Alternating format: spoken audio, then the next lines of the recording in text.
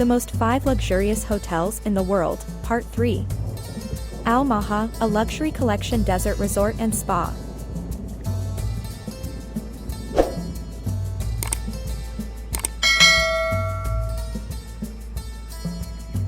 Al Maha, a luxury collection desert resort and spa is located just a 45-minute drive from the busy city of Dubai.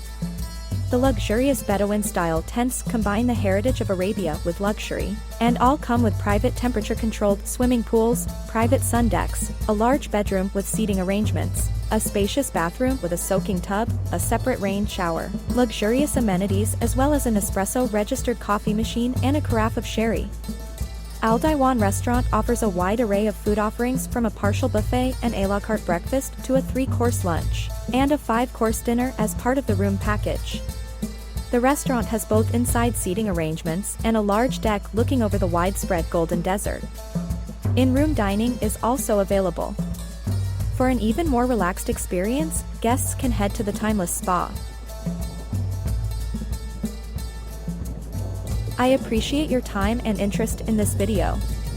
If you found this video useful, don't forget to like it and subscribe to my channel so you can see more content like it in the future.